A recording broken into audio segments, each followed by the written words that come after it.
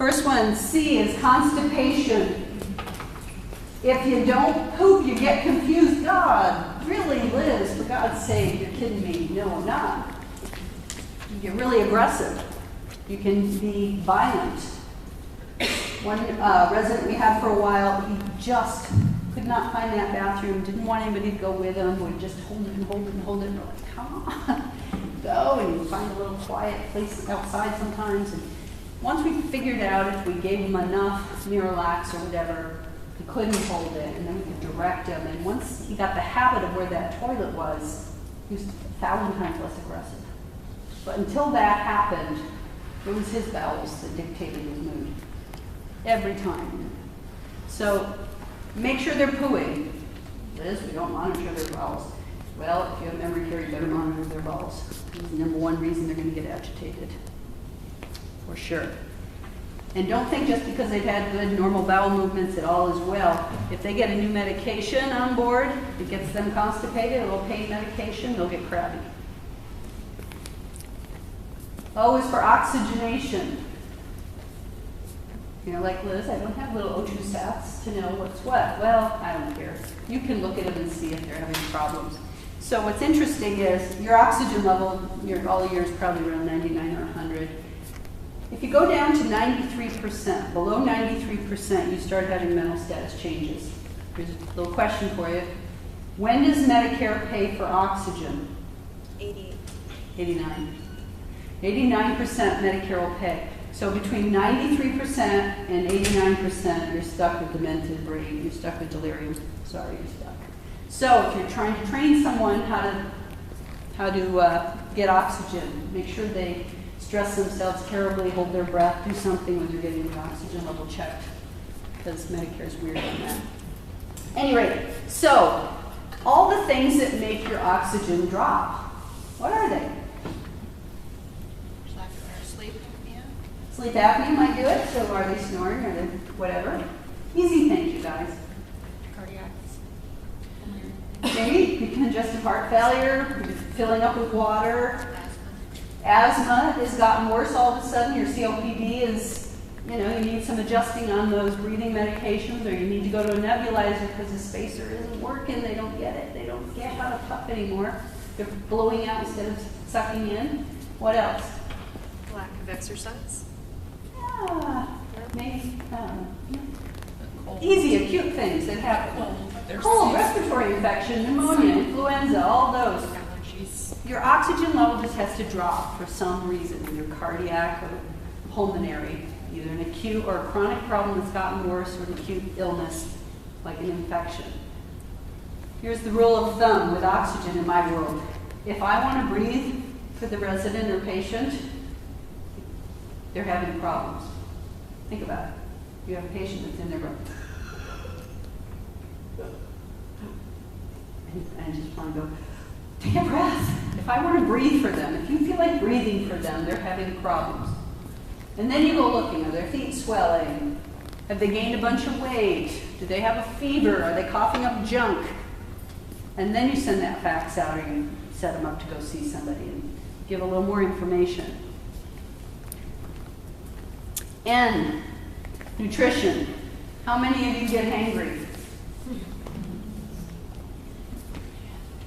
Old peeps get hangrier.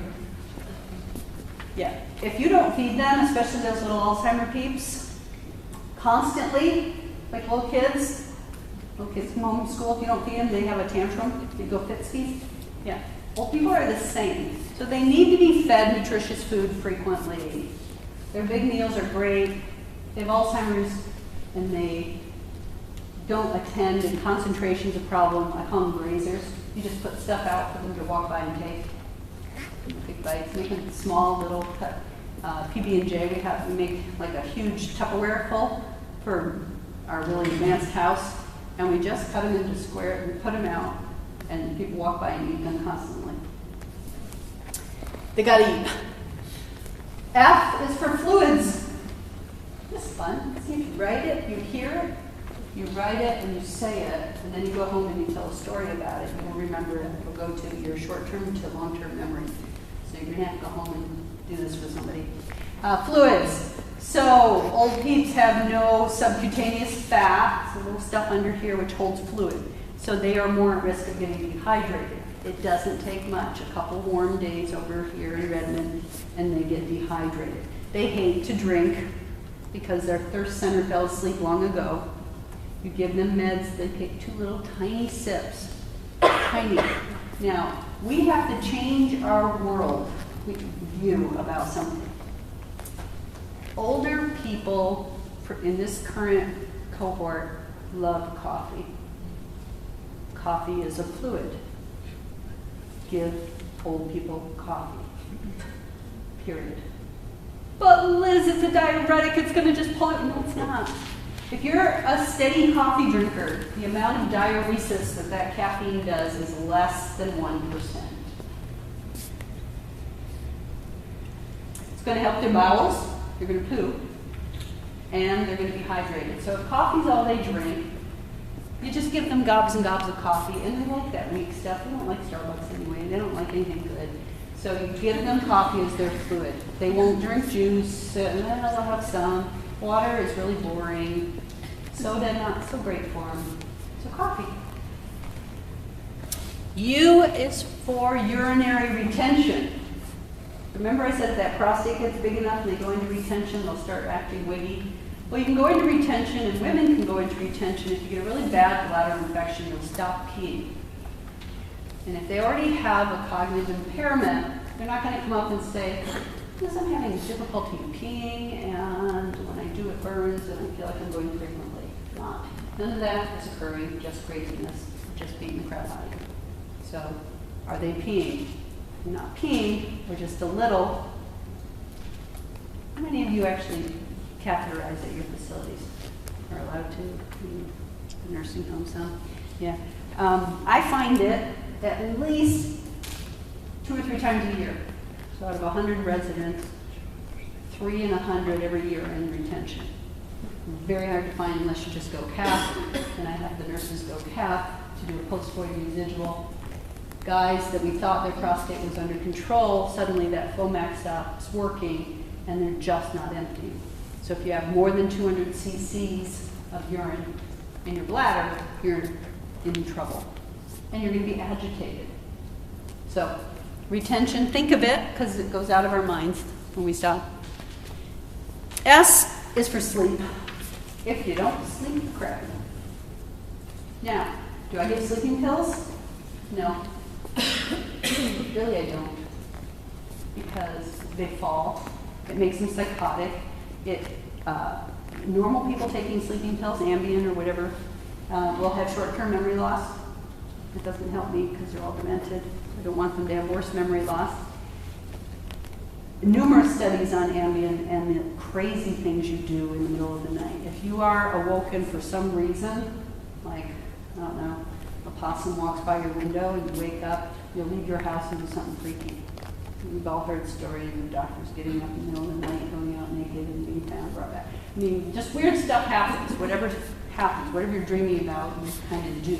So I'm not going to give that to somebody who already has dementia. So what I found does work actually fairly well is you give this tiny amount of melatonin, 1/2 of a milligram. You got to write this down because you'll forget it. 0.5 milligrams at 5 p.m. with dinner. Sets the pituitary. Melatonin is a hormone. We produce it. It has to do with how much sun we get or don't. Every senior in a care community doesn't get enough sun. They don't go outside in the afternoon to set their brain. They don't. They just are in their care center. So you give 1/2. Usually they'll go to bed at 8 or so. If they're having a time dropping into sleep, you give them 3 milligrams at 9 or 10 o'clock. If that doesn't work, you got to start working on all that sleep hygiene stuff. And you need, if you're dealing with memory loss, you have to be awake at night. So if you have somebody with memory loss in a foster home, it's really challenging because if their day-night gets mixed up, it's going to take months to unmix it. And they will be awake. And so most memory care, you have to have awake staff at night, and you just have to be up with it. But we don't have as much as we used to since my little melatonin conference I went to. Most people give 6 milligrams and millions of milligrams at bedtime, which doesn't set your pituitary. What is your take on time-release melatonin? I don't like it because I'm going to set you with an immediate at 5 and then I'm going to give you a drop in later. It doesn't make sense, time release. I think it's a gimmick to extend the patent. That's what most time releases are, but I don't know. I haven't heard anything about it, and this latest is from the Oregon Geriatric Society Sleep Specialist Clinic at OHSU. And it seems to be working. I have lots of peeps awake at night. And don't underestimate how fun it is at night. So in our homes, it's when dinners and meals get made for the next day, the night shift works in the kitchen. And sometimes that's the time the one resident wants to be up to have one-on-one and to watch and to cook and whatever. And if it's not disruptive, I don't care. And then we'll take a nap in the day. So you don't need 8 solid hours all in a row. You need 7 or 8 hours in a 24-hour period. Little cat nap, tiny cat naps don't count. They're not really sleep. But if you're out cold for 2 hours in the middle of the afternoon from 2 to 4, and then you're up till 10 or 11, and then you're up, you sleep for 4 hours, and then you're up for an hour. You know, that's how it blocks of time. Infection for eye. The 3 types of infection old people get are urinary tract infections, yes, men and women. Respiratory infections. The third, do you know the third most common? No, it does have skin infections. So they have little tiny ulcers that suddenly get infected and then they get septic.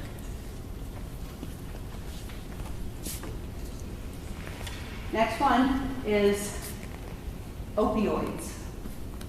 You should just find it funny on TV, the opioidal constipation. Have you seen that ad, or is it just me? Like, when did we start saying opioidal? I don't know, but now it's like a thing. Opioids. We used to say narcotics. It was so much nicer. So I have opioidals and narcotics in for the next one. But really, I want to look at all drugs, any drug. So this is for any, so whether it's a painkiller, whether it's a narcotic or an opioid like oxycodone, OxyContin, hydrocodone, Vicodin, Percocet, Dilaudid, whatever one you want. Any of those, we all know, right? Every one of them changes mental status. It's written on a little label. We all know it. It's a normal side effect. So when we give them to people that are demented because their rheumatoid arthritis is so horrible, or they have a compression fracture in their back, or they just had hip replacement, whatever, we have to know they're going to be confused. And so we used to do this program at the hospital, and it didn't do any good, but it was fun to do. When you're going to treat geriatric persons for pain management, for an acute problem, they broke their hip or whatever, you have to give them small, frequent doses. Even if they say, start small, tiny, 1 Vicodin, 5 milligrams, 2.5, a half. Start with Tylenol. Squinch up. Don't be giving them 20 milligrams of morphine or gobs of Dilaudid or something. I mean, I love Dilaudid in small little doses. You can get liquid and go down really low. That's the problem. So when they treat pain, they just give too much. Just got to back it off. Back it off. Any other medication just started can cause acute confusion, whatever the medication is. Antibiotics, extreme psychosis. Cipro, psychotic. It's not the UTI, it's the antibiotic that might do it. They're cardiac medication. They're antipsychotic. They're antidepressant. They're anti-nausea medication. Aricept, suddenly they're not taking it. Even their dementia medication can make them psychotic. Always go back and look at meds. And then try to reduce whenever possible anyway. Yeah? What do you think about fentanyl patches? Well, I think if you have chronic pain and you are not narcotic naive, I love them. But you have to be able to tolerate Vicodin or Percocet or something, oxycodone. You have to start there and then switch to because even 12 mics of Geriatric is like, I forgot how many, it's like 50 milligrams of morphine. I mean, it's huge. So they can't, when you start it and they go crazy at first, it's because it's just too much. Now, if they've been an old rheumatoid patient or arthritis and they can tolerate big doses, awesome. And then take it up slowly. I have, I don't know, a couple, 3 or 4 residents on it. What I have the harder time with is they want to take it off, or they're constantly losing them. So we put little those little things you put over IVs. What's that called? Tegaderm thing. You have to punch a hole in it. It has to breathe. You know that. So if you're going to cover it with any kind of tape, it has to breathe for somehow for the drug to get metabolized and absorbed. And then you have to find a fat spot on some of these little old ones, which can also be hard. Questions? Okay, tool number 1 was what? Okay. See, I didn't. So tool number 1 that we talked about, very first part of the session was know the type of dementia. Tool number 1, know your dementia. Tool number 2, make sure it's really dementia, rule out delirium. Rule out what dementia is not. Tool number 3, what time do we have? It's like lunchtime. Should I just keep going? Should we stop? Should we, what do you guys want to do? I don't know. This part is like a half hour. Should I just plug through? If you're up for it. Well, all right, then, okay. So now you guys have to work. You know, gotta keep going. So here's the deal. When you go to toilet somebody or to give them a shower or whatever you do, and you get this response of they want to beat the crap out of you. Have any of you had this experience doing personal care with a resident with Alzheimer's or other types of dementia?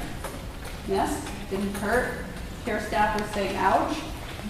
So you need to back up and think about what's happening in everybody's brain, the caregiver's and the resident or patient's brain. So our little autonomic brain does something. When we are under stress or when we're afraid or walking down an alley somewhere and we hear footprints behind us, okay? And we go to fear. And then we go to fight or flight. That's what we do. That's how we're made for survival. When a resident sees us coming and starts saying, come on, let's take a shower, they go to fear. The caregiver knows that he's going to beat the crap out of them. It just approaches with fear. When we're in the fight or flight, we have the dumb part of our brain left. We don't have the smart part of our brain. We're in the dumb brain. And the dumb brain is, I'm going to hit, I'm going to beat the crap out of you, or I'm going to run away. I don't have words. If I'm taking you to be toileted, I'm not going to pee, because if my adrenaline is kicked in, it shuts off my ability to pee. Now, unless immediately I wet myself because I had full bladder and the gun is at my head and I wet myself. Generally, you're not running away from something and saying, oh, just a minute, I'm going to have a little pee here. Not going to happen. So if you're trying to take them to the bathroom, the approach and how you engage in that has to be relaxed. You have to keep them in their good brain. You have to keep them in the smart brain and the caregiver. So you're not sending off the wrong energy. Hostile, reactive, stop rational thinking, fight or flight. You have zero speech, and you notice how strong people get when they're in the fight or flight? They can lift cars off their child, right? They can do whatever. Well, think of those residents, that little old lady who's 90 pounds. She can cuss and she can take you down. Whip your arm. She is going to a survival place, and she will hurt you. And just because she's 90 pounds, she'll hurt you. Vision changes. When you are under stress, or when they are under stress, you go to the scuba. You go here. So if you are trying to engage with them and they are upset, they don't see you. Everybody put your little scuba on and just look at the world. Look at the world. Now look at the person to your right or left. Put it on. How much do you have to turn your head to see them? All the way. Yeah. So then the caregiver's over here working on them and you're scubaing. You're scubaing. You don't see me here, and going straight here. By the time I'm here, you want to shoot. So just remember, you're going to startle them and invade their space, and they're not going to be happy. Okay, we're getting there. Coordination and strength. So they will have great strength, they will have no coordination.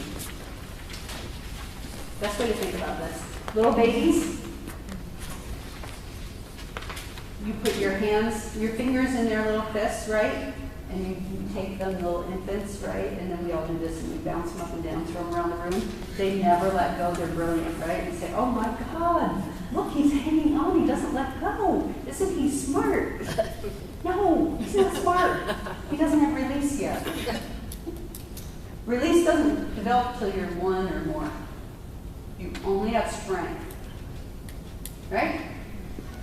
So no release, that's number 1.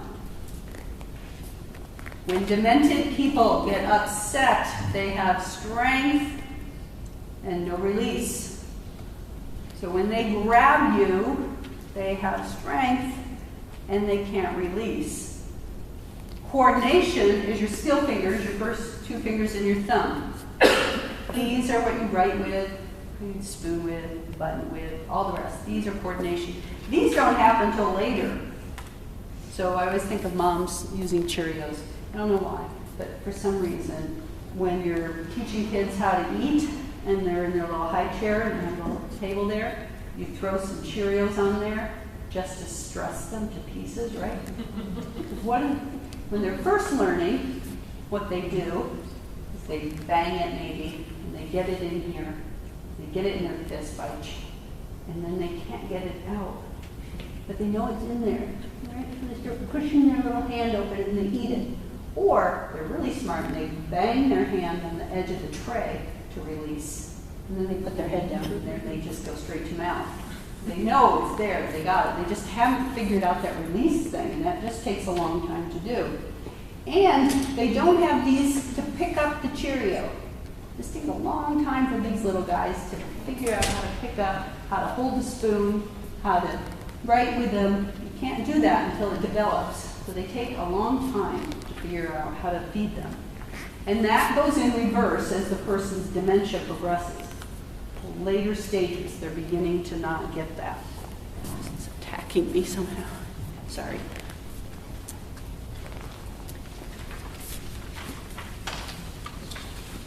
So with dementia, later on, all types, language becomes more challenging to understand unless you have vascular and then you've got it until the day you die.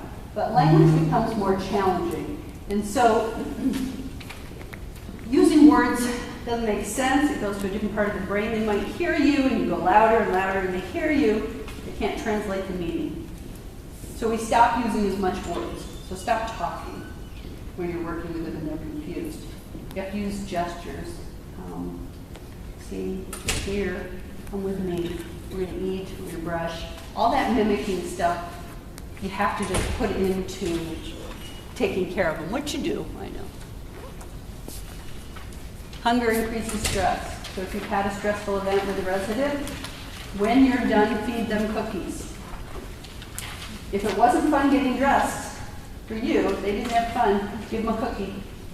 Toileting, give them a cookie. We have little kisses. Some families said, oh, she'll do anything for kisses. So we give one before, and we give one after. If you have chocolate before, you have to be potty, like it's good. And then one after because it was so good. Can't pee. Okay. All right, here's what I want you to take home with you. Everybody get a partner. And I need one little partner up here. Somebody really, really, really courageous.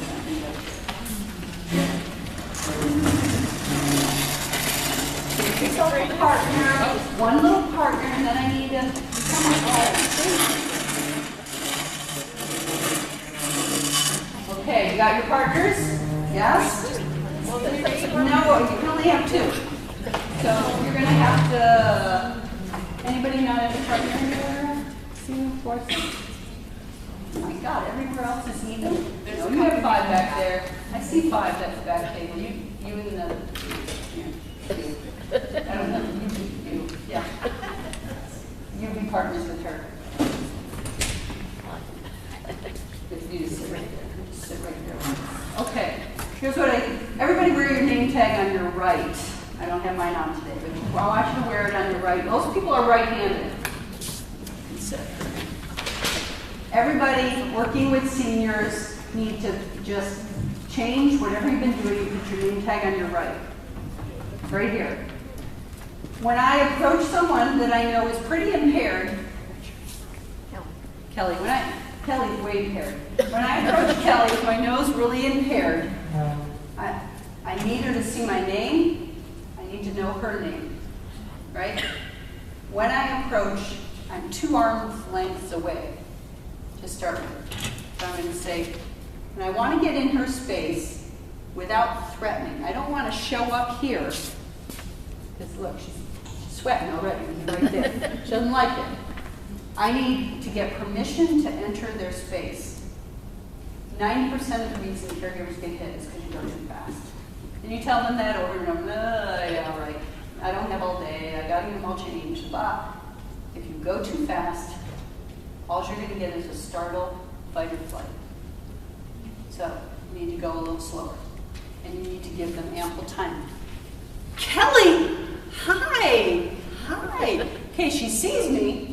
If I had my name tag on, it'd be better. She'd be looking at my name tag right there. You're right-handed? Yes. Oh, Kelly. She, in the universal American way, has agreed to let me in her space because she put her hand out. Until you get the hand, you can't go any further.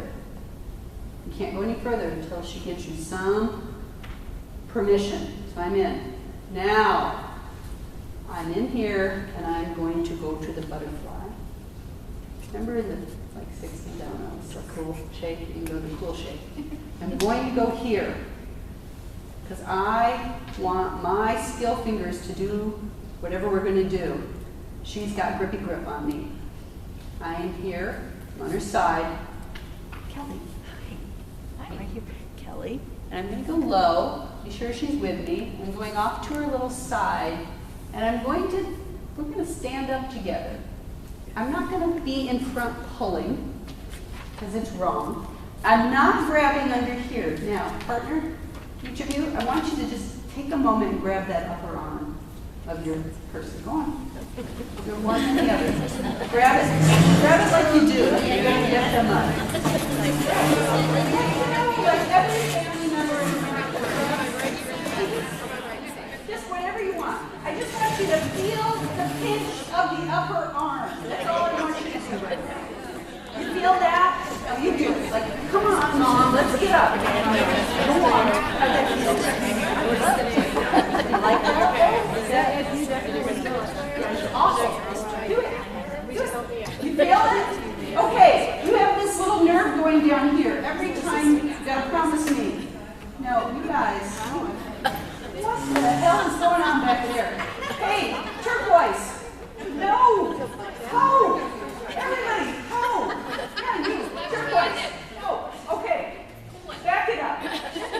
Back it up. All I wanted to do is the wrong way, which is the grab under the armpit and pull them out of the chair, which is every caregiver, family, whatever, wants to help Mom. Come on, Mom. Come on. And they go in the armpit and the upper arm. I just want you to feel how horrid, because you have this little nerve here, and every time you do that, it automatically makes you agitated. I just want you to feel. Would you just feel each other's up here? Just feel each other up. Come on, no, we're good. Feel that.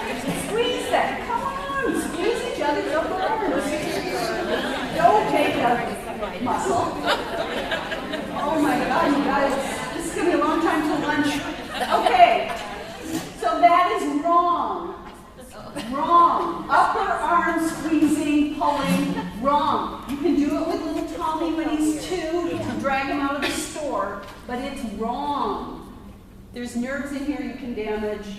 Old people really don't like it. It's not that helpful, and it makes you upset right off the bat, being led around by your upper arm. Not good. Can't get you guys to experience that because I don't know, we're like low blood sugars. All right, so the way I want you to get people up from a chair, you can stand in the back there if you need to. Thank you. 2 arm lengths out. Name tag on the right. Kelly! Hey, it's Liz. Hi. How are you? Yeah. Kelly, do you want to go? You want to go down? All right, now, what I'm going to do, I'm going to tell her for it. We're going to lean forward, because no matter what, you have to stand versus me pulling. I'm going to follow her. It propels you forward. All right, grab your partner. Let's see if we can do this together. Together. Yeah. Grab your partner. That's your partner. Guys, got it. Grab your partner. So you've got your hand on your back. Grab your partner. You gotta experience it. It's all written right there in every detail. Oh, hey! All I said is grab your partner. We're doing this together. Together. All right, caregiver standing and demented sitting. Okay, caregiver standing, demented sitting. Caregiver, approach. Hey, hey Kelly, hi. Grab the hand. Stop. You got the hand? Okay, well, okay. Get the hand, get the hand. Go to the 60s, butterfly. Good. Go walk to their side, to their side. To their side, to their side. Good. Good. Side, side. Now, you got your hand on the back here. You're going to bend. Let's go. And push forward. Oh. And ho, you host. Okay. You got to make a lot of noise. When old people get up, they go, oh, the knees. So you got to go, oh. And that cues them. You want to do everything you can. You're physically moving them. I'm not threatening them, I'm not pulling, I'm not powering over, I'm right with them, and we're, ugh! And we're going to do it all together. One more time. Sit. In a symphony. We're going to do it all in one. Hey! Kelly, hi!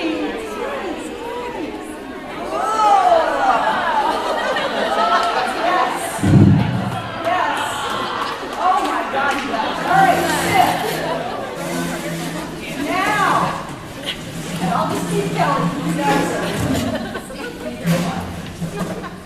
So now I'm going to toilet Kelly. Okay. So you see how the approach is nice, friendly, good.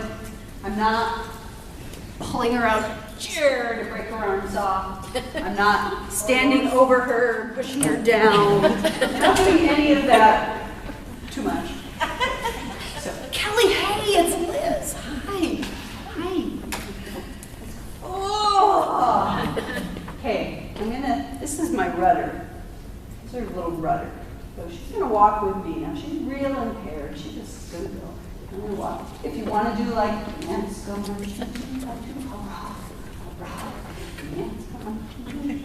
hurrah, hurrah. Oh, we're nice and close here. That's the toilet. Oh, right here. Now, you notice I did not come into the bathroom here and start pushing her backward. If you're pushed backward, you're angry, out of control, you're falling. You've got to drive by pee. You have to come to the side of the bathroom. So we're here. Now, you don't let go and start stripping her. Very disturbing to have someone take your clothes off. Now, you turquoise lady, you'd let me do it, but most of you wouldn't. Most of you would be very upset if I stripped you. It takes her a while. It's like an hour before she knows I'm calling her turquoise lady. Okay. All right. Skill fingers. I got them. She doesn't. She's demented, right? But she knows about taking her pants down. So we're going to do that. I'm going to undo. I'm doing it, right? Together. Together. She's not stressed. She's okay. We're a little embarrassed, but she's okay. Then we're going to hold the pants down. Down. Oh, or on the toilet. Holy cow. And you have to have good quads to do this game, you guys. You gotta have great quads. She will be able to pee because she's not upset. I'm here, right here, and I'm gonna get out of her scuba. Here, she's all alone. She's all by herself. What am I doing to you? Oh, she's gripping my hand here. I'm squeezing. Do you remember your mom doing this when you were a kid, or girlfriend, boyfriend? I don't know. Not squeezing. Well, what happens when you squeeze in here, oxytocin's released, which is the same hormone that's released when you're having a baby. It relaxes. It's also saying you're comforted, life is good, things are good. So then I can rub her back a little and squeeze this a little, and you're all going to pee.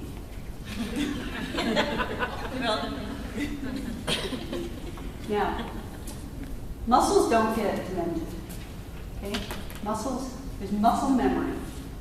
There's muscle memory that stays with us, because that's how we remember to walk. We don't think about walking. We don't think about a lot of things. So the muscle memory of wiping really takes a long time to go away.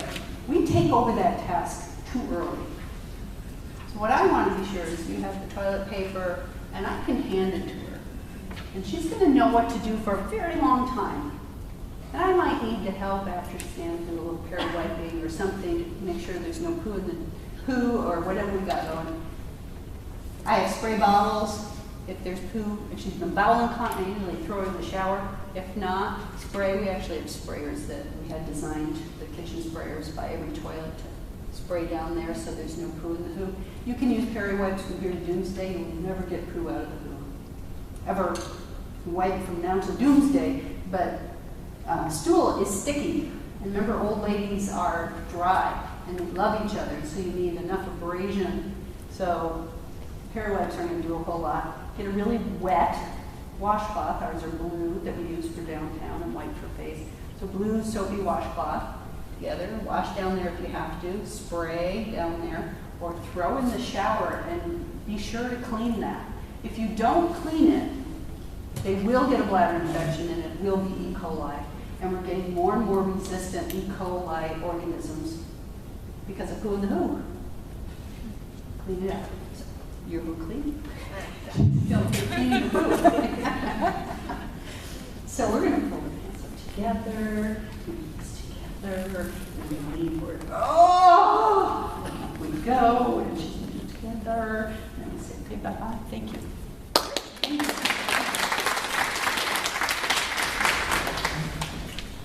To do personal care on another human being, one, you gotta think of them as a human being, not as Alzheimer's or the guy with the wet pants or whatever it is. You gotta help your staff think about them as a human being that needs your help, to help them have compassion and empathy.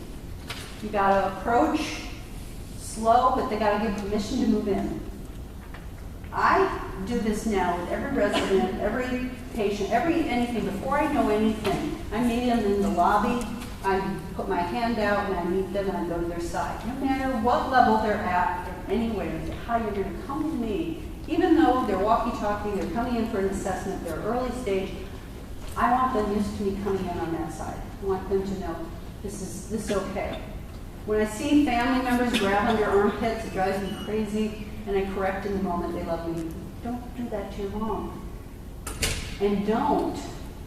Sorry, you're close. You got to stand up. You want me to stand up? Just come on. Just come right here with me, Pat. For God's sake.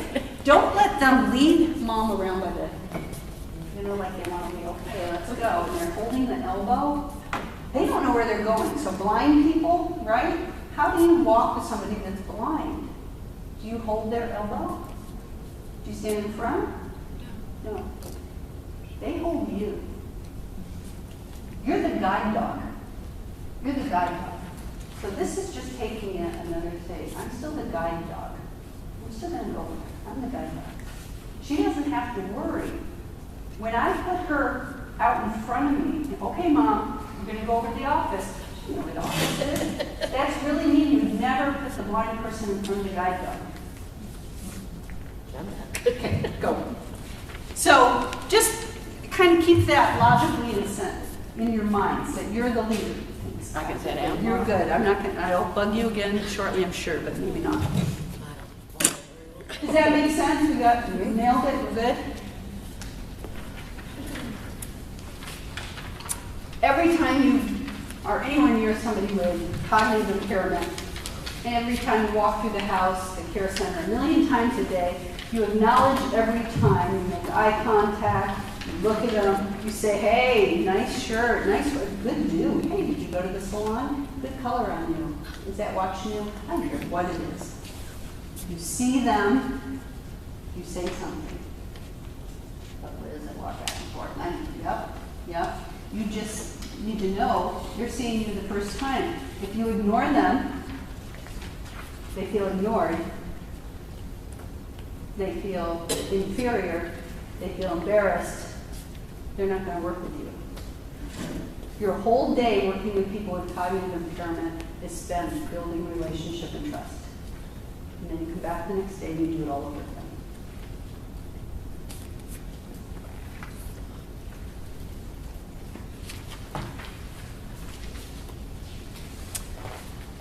You don't have time for eating per se, but when you eat, don't do drive-by feeding. I don't know, I see it in nursing homes, I see it in some care communities, that they'll have 2 or 3 at a table, you know, or at the table, they'll come by and say, here, Pat, good. This Pat takes an hour to chew, then we'll come over and you ready? Yeah, good. And then I'll come here and I'll give you yours, and then I'll go. If they need help feeding, that's their whole activity in the day, I can bet you. They're not playing big. They're not going to Zany Zoo. They're not doing anything else. Yeah, this is fair. This is all fair. In there a little bit. So if feeding is required, are you right-handed? Yes. Thank God. Okay. So if feeding is required, you don't stand, you have to sit. Leslie, you starving? Yes. Awesome. Great. See you. So nice. It's so. Do you see her? She probably doesn't see. She doesn't have depth perception. She's even beyond scuba. I'm right here. We're here together. She has the muscle memory of a fork or spoon. And she has this memory right here. And she's going to be with me. And we're going to pause and pause. Ready? Yeah. And if she's not, she's going to push me away. But I'm not going to jump up and down and go to the next person. We're going to have the whole meal together. Holy cow. And at Elder Health and Living, I feed all the staff. The only caveat is they have to eat with the residents. They have to sit down and eat. Pay for all their food, all millions of them. They have to sit down and eat and taste it with them. They don't have to eat exactly. Maybe they'll just have the salad, or maybe they'll have the entree. I don't know. But if they're going to eat, they have to eat with. And they have to sit when feeding. That's all they get in a day. That's their whole thing. They only get that meal. I'm building relationship. I'm meeting their recreation activity needs. I'm bonding with them. They get to eat at their own pace. When they're drinking, you'll notice their head stops going back, right? And then you're trying to get like a teeny sip in here. Maybe straws work. They also make these nose cups. Have you seen those? If you haven't, you can go online and get them. They have a little U in the cup so that you can turn. You have the white part here, and you can turn it, and it goes right over your nose, and you don't move your head. It's got a little thing in it. It works great.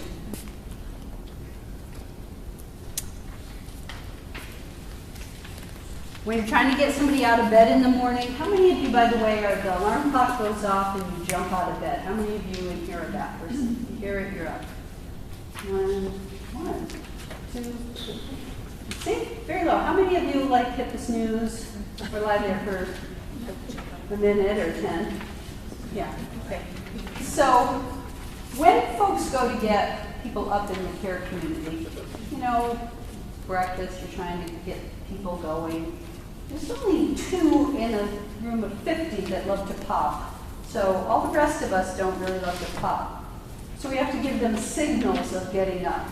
Now they're allowed to get up when they want, but we also know we have diabetics that need to be on somewhat of a routine. We also know we want to keep them on a fairly normal sleep pattern so they don't get agitated and all the rest of it. So I don't know, it's 7, 8, 9, 10 o'clock, and they need to get up. So you got to give them 3 tries. The first one, you just go in and you just say, hey, Betty, I got breakfast started for you. You ready to get up? Leave. Come back in 5. Betty, I got breakfast. We're getting all ready down there. You ready? Do you mind if I just turn this light on? Put the light on. Leave.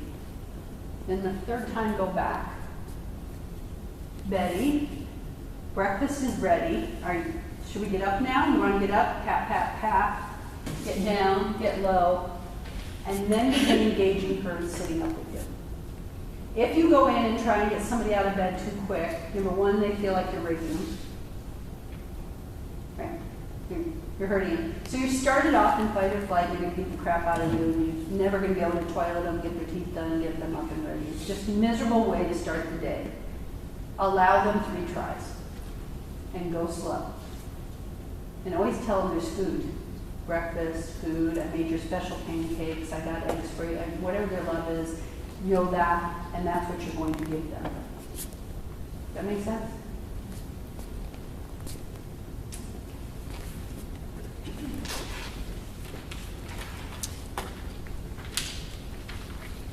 Last thing, when you change them at night, do check and change, and they get changed at night, don't allow your staff to pull the covers back.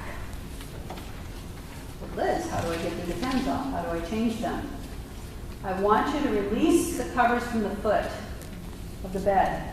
Fold them over, half over the person. So just their legs are out, but their whole chest is covered. This is where we want to protect ourselves. And we don't want to be cold. And they don't want to be changed because they're freezing. So you cover that. You bring with you, we have dryers in every house, so we have them puff up a blanket, get it warm, and we cover their legs. So then we have the blanket here, the covers up here, and in here we can do whatever we want because they feel covered. So we're not exposing them, and we're not going to get hit, and we're not going to get a really bad situation. Then we can take the Depends off, we can wash them up quick, put a new one on. Leave that warm blanket under, fold down the top, give them a kiss goodnight, and thank you all for sitting through this.